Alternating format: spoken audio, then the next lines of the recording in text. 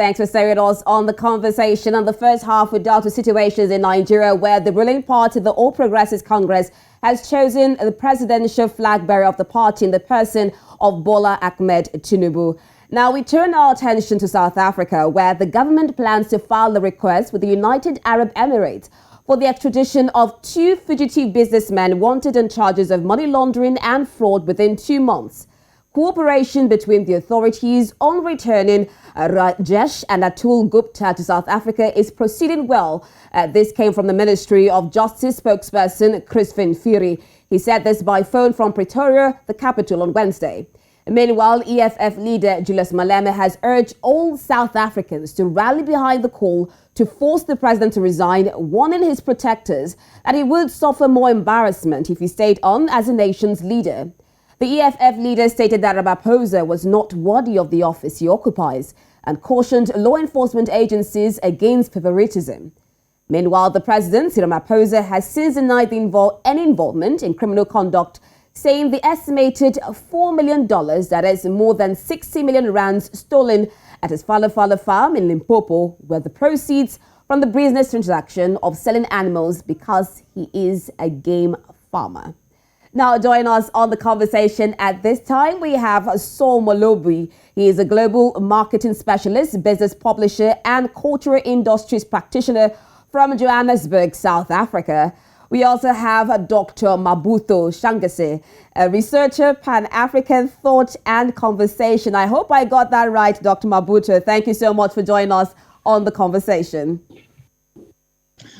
Thank you for having us as the IPATC. Good evening. Good evening. So I'll start with you, Dr. Mabutho, now. How important is the arrest of Rajesh and Atul Gupta in Dubai, United Arab Emirates, UAE? Well, the arrest of the Gupta brothers is a watershed moment for the justice system in South Africa. It is telling us that the wheels of justice are starting to move, although it has been very slow. And also, it is telling us about the relationship between South Africa and the UAE. So in other words, the mutual legal assistance between the two countries is indeed in force and is indeed being applied. So it's about mutual cooperation between the two countries. It's about mutual respect. So we are hoping that something will come out of this process. And you must recall that this MLA, or mutual legal assistance, started maybe a decade ago, around 2010. So it's been a process in the making for a decade or so, but slowly something is being delivered in terms of bringing those who are supposed to answer cases for justice in South Africa. Slowly but surely is the hope of all South Africans. Now, Saul, there are calls for their extradition and presentation before the South African criminal justice systems have been heard all over. Now, reports suggest South Africa is to file Gupta extradition requests within 60 days. How true is this? I understand why South Africa took time to interdict the Guptas. Because in terms of the international norm, once you are filing for extradition, you list a number of charges against the people. The norm is that once those people are extradited, you can add more charges to the list that we have already provided when you are applying for the extradition. Now, you should remember that the Gupta family was mentioned in so many cases that were reported at the State Capture Commission. So for that reason, South Africa couldn't file for the extradition then. They had to wait for the State Capture Commission to complete its work. And once they have the full report, then they are able to compile a list of charges which will be leveled against the Guptas. Because once they are extradited into the country, South Africa will not be allowed to add any more charges to the list. So yes, it's true, it has taken time, but now the wheels of justice are on the move. And perhaps I must also say, if you link this to other developments within the country, you will realize that I think Antonio Gramsci was right to say that the new are struggling to be born. because the old are refusing to die. This is where we are right now in this transition, that we have those elements which have benefited from state capture previously, which are indeed going to fight back to retain whatever they are still left with. Now, Saul, still on the terms of extradition, in the UAE, the extradition of a fugitive criminal is governed under the law on mutual judicial assistance in criminal matters. Now, what are some of the provisions of both the UAE-South African Extradition Treaty of 2018, which was ratified on 9th of June 2021, and the UAE Federal Law of 2006?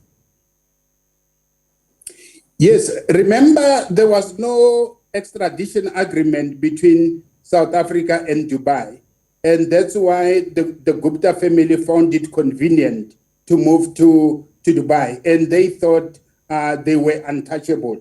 And the post-2018 government of President Cyril Ramaphosa then embarked on this process of signing extradition agreement with the Dubai authorities. And there was a high-level delegation led by the minister that went to Dubai to go and discuss with them all these issues that were clouding the Gupta family. And right now, we should be confident that, yes, indeed, they will be brought back to South Africa, but also, most importantly, they will never go anywhere where Interpol has jurisdiction, because they are already red flagged by Interpol. So yes, they will come back home and they will be charged for all the heinous crimes they've committed in this country.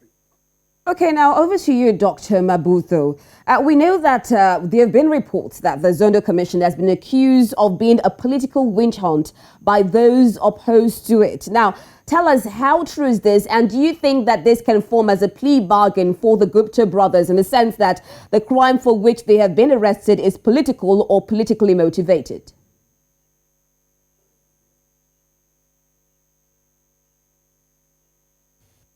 Thank you. What is important to note is that we must be able to make a distinction between politics and the facts on the ground. The facts on the ground are that there has been a lot of corruption that was conducted or that occurred in the name of the Gupta brothers.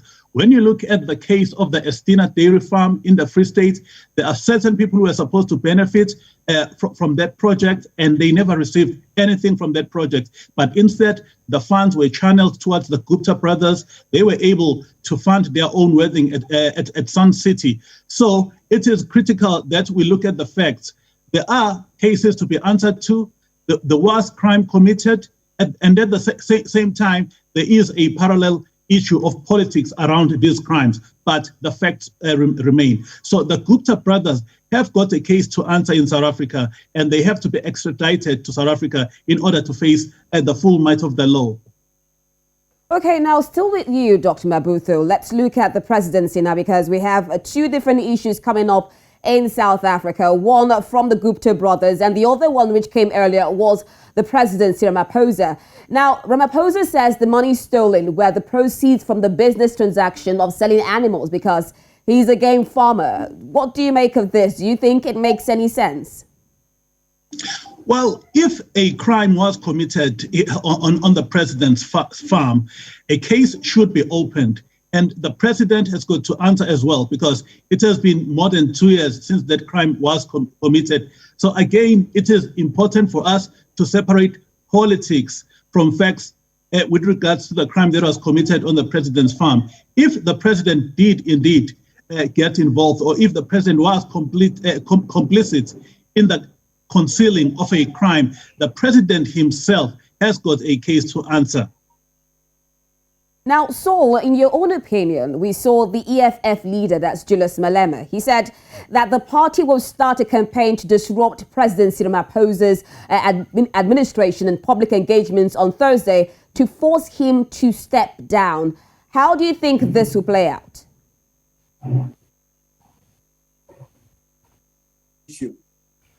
Saul, can you hear us? There is no law that forces anyone to report a crime they suffered. That's one. Secondly, the farm was not a national key point.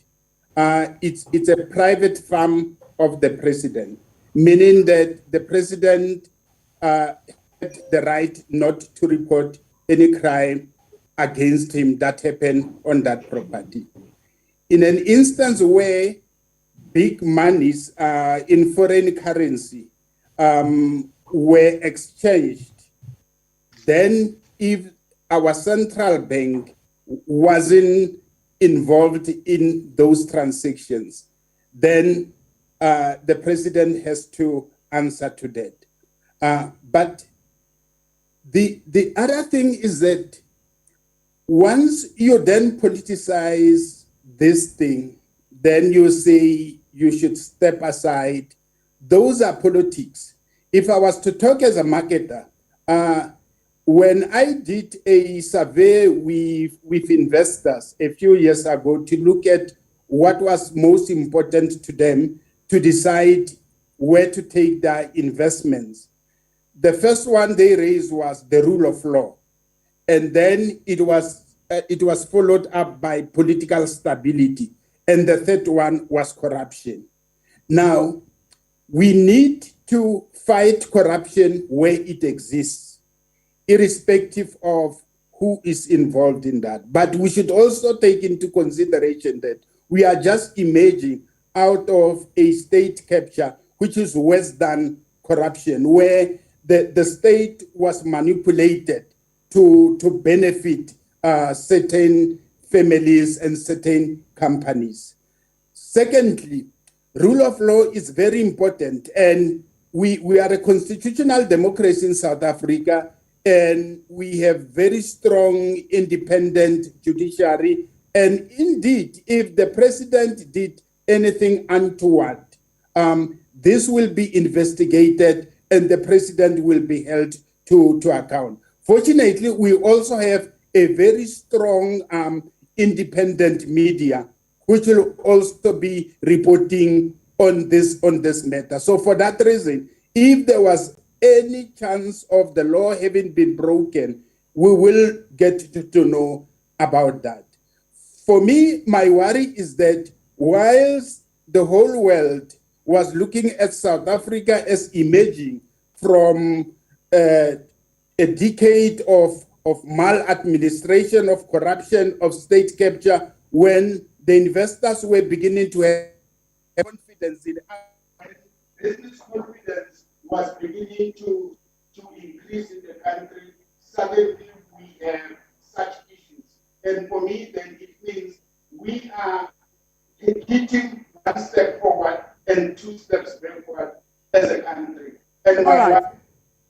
Okay, so we'll get back to you, but let's hear from Dr. Mabutho now. Do you believe that there was stability, then we'll start to worry. That's my problem as a marketer. Okay, thank you so much, Saul. Now, Dr. Mabutho, do you believe stepping down is needed for proper investigations? Now, bearing in mind that his predecessor, Jacob Zuma, also did not finish his tenure. So are we seeing that more as a pattern for the administration of the ANC?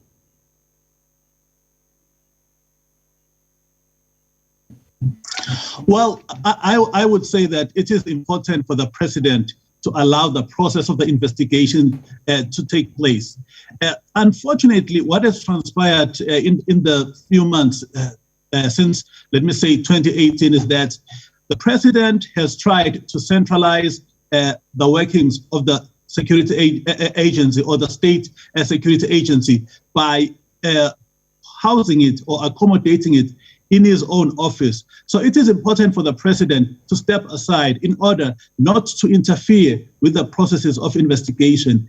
The president is not an ordinary citizen. The president is the custodian of the Constitution. So it is important for the president to lead by an example, by stepping aside and also just to try and restore public trust in state institutions and to restore credibility within the justice system. So there must be no interference. So it would be very ideal for the president to step aside and not to interfere with the processes. So the public must be put into the confidence of the president by allowing the investigation to take place, because it is a very serious issue, or it is a very serious allegation that is made against the president in as far as what occurred on his farm. The issue of foreign currency, I don't know the limits of the foreign currency according to the regulations, and also the other concerns about the issue of some people being investigated or being held hostage to be put under pressure to answer. So it is very critical for the president, again, to allow the processes to take place. But how will these allegations affect the ANC and leadership of the party? Because we're having the Gupta issue, we had Jacob Zuma, and now President Cyril Ramaphosa is embroiled in another series of supposed corruption allegations. How do you think this will play out for ANC? Quickly, please. Well, the timing is unfortunate. You must remember that we are 6 months away from the ANC elective conference in December. So there are a lot of moving parts at the same time. The ANC processes of electing members into the party list, is electing members towards the provincial as well as the national conference. So there are indeed many competing issues around at the same time. The president is contesting. The president is trying to have his second term as the president of the African National Congress, and then also maybe come 24, he would like to have his second term as the president of the republic. So all of these allegations are important. All of these allegations are critical for the president's own success at the ANC conference in December, as well as for him going forward in the country and towards the 2024 general election. So these are matters of significance. These are not matters to scoff at. All right, thank you so much, Dr. Mabutho, for joining us on the conversation. And quickly, Dr. Saul, do you believe that the Gupta brothers will be extradited? Because you're saying slowly but surely, do you believe that justice will really be served? Indeed, the Guptas will be extradited. They will be tried in South Africa. But also just to say that the step-aside policy, it's an ANC policy. And I'm not speaking for the ANC, but my understanding of this policy says once you are criminally charged, you have to step down. It doesn't necessarily say once allegations are leveled against you, you have to step down. All right. So I'm just clarifying that. But indeed, as a build-up towards ANC conferences, whilst at the same time the state security and the justice system are chasing after people who benefited from the state capture, we are going to hear many allegations flying around for people trying to protect themselves, trying to destroy others, simply because there is contestation for ANC leadership that's coming in December. All right, thank you so much, Saul Molobi, for joining us on the conversation. Of course, Dr. Mabutho Shangase for joining us on the conversation. Thank you so much. Thank you very much. And that's where we'll draw the curtains for today's edition of the conversation. In the first half, we dealt with situations in Nigeria where the ruling party has chosen the ruling party has chosen Bola Ahmed Tinubu as the flag bearer of the party, and we await to see who the running mate of Bola Ahmed Tinubu will be. Do join us again on Friday for another edition of the conversation. I am Rita Omodia. Bye bye.